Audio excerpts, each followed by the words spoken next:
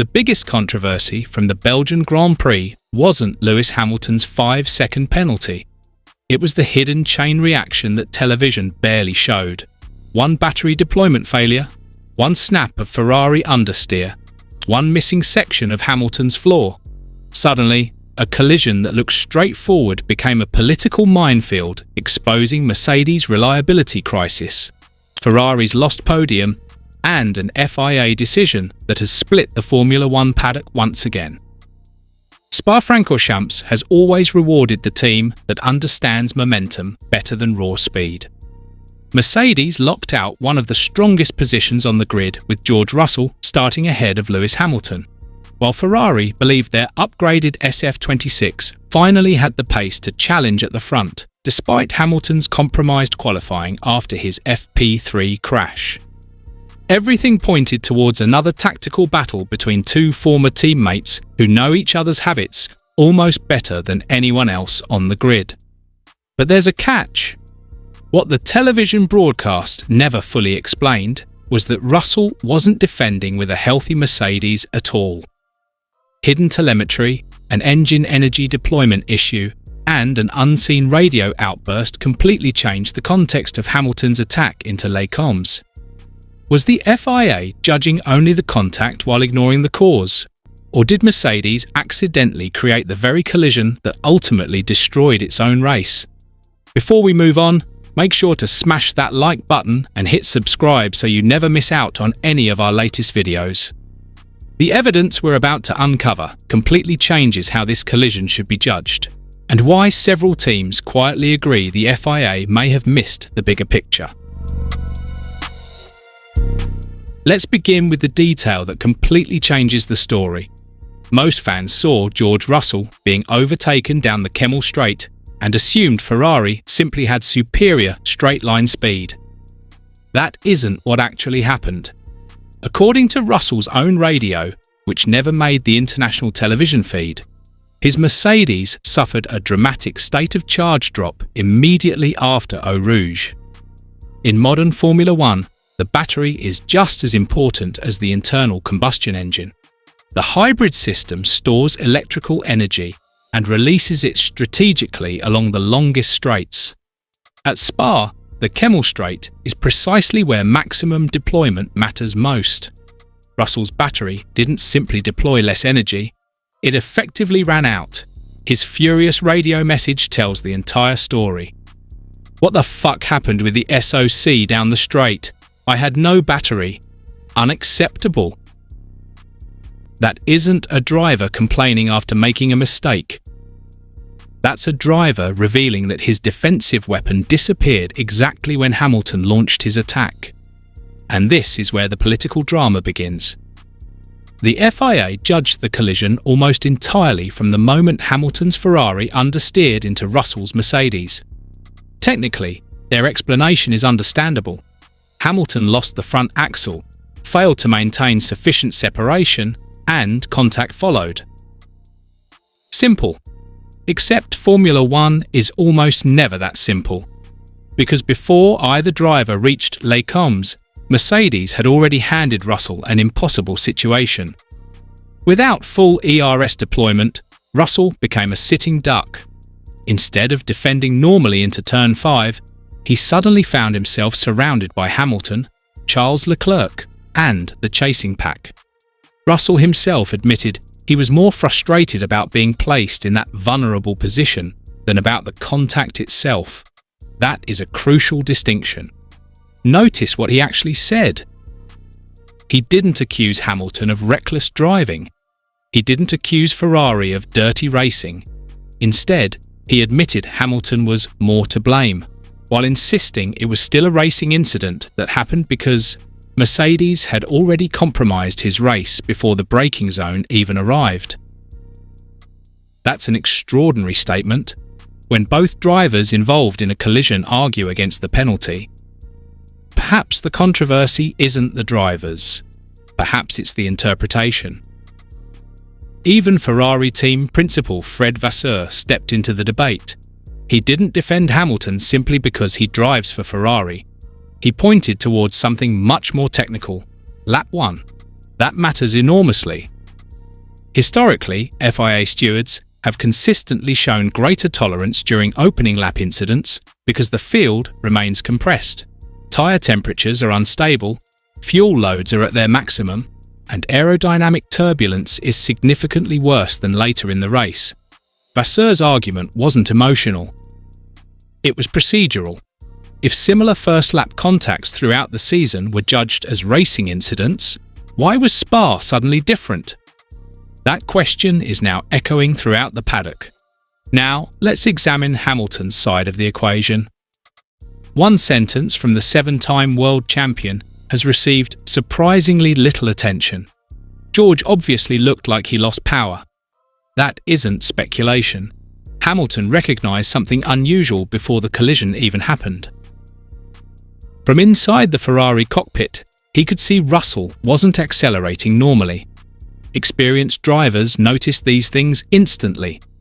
Differences in deployment, closing speeds and throttle application become obvious when you're travelling well above 300 km/h. Hamilton committed to the outside move because the opportunity unexpectedly appeared. Then came the snap. Ferrari's front tyres washed wide under heavy load.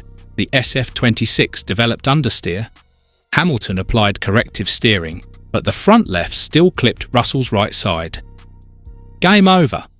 Or at least, that's what it looked like, because the contact itself wasn't actually the biggest performance loss Hamilton suffered that afternoon. That came seconds later. Ferrari later confirmed the collision ripped away the front left section of the SF-26 floor. And if you've watched Formula One over the past few years, you'll know that losing part of the floor is about the worst aerodynamic damage a ground effect car can suffer. Not because it looks dramatic, because it silently destroys performance. The underside of these cars generates the overwhelming majority of their downforce. Remove even a relatively small section, and airflow underneath the chassis becomes unstable. Instead of sealing the floor efficiently, turbulent air escapes, reducing grip through every medium and high-speed corner. Hamilton described the loss as a massive amount of downforce. Those two words deserve attention. Not cosmetic damage, not manageable damage. Massive downforce loss. Yet, despite carrying a wounded Ferrari for virtually the entire Grand Prix, Hamilton still finished fourth, only 6 seconds away from the podium. That statistic raises an uncomfortable question for Mercedes. If Hamilton, carrying floor damage and serving a 5-second penalty, still finished within striking distance of the podium, just how quick was Ferrari really at Spa? The answer becomes even more fascinating once you rewind to Saturday. Hamilton openly accepted responsibility for crashing during final practice. At first glance, that mistake seemed unrelated to Sunday's controversy. It wasn't. That single accident triggered a domino effect inside Ferrari's garage. With valuable practice time lost, Ferrari never fully validated its preferred setup. Hamilton admitted the balance wasn't where the engineers wanted it, forcing compromises before qualifying had even begun. Instead of starting alongside the frontrunners, he found himself buried in traffic. That changed everything. A better grid position would almost certainly have kept Hamilton away from Russell entirely. No compromised Mercedes ahead, no desperate first lap overtake, no damaged floor, no 5-second penalty. One mistake on Saturday created 3 separate consequences on Sunday. That is Formula One at its most brutal. Now compare Ferrari's situation with Mercedes. Ferrari's problem was largely self-inflicted. Hamilton's practice crash cost the team preparation time. Mercedes' issue, however, came from within the car itself. Toto Wolff later confirmed engineers had identified an energy deployment problem affecting Russell's power unit. His explanation was particularly revealing. Modern hybrid systems are incredibly complex, balancing energy harvesting, battery deployment, engine mapping, and driver inputs hundreds of times every lap. When even one parameter falls outside its operating window, The entire overtaking and defending strategy collapses. Wolff even admitted the fault accounted for roughly half of the performance gap Russell suffered compared with teammate Kimi Antonelli. Half. That isn't a minor calibration error. That's the difference between attacking the cars ahead and becoming an easy target. And here's where the championship picture quietly shifts. While Russell disappeared into the gravel, Antonelli calmly collected another victory.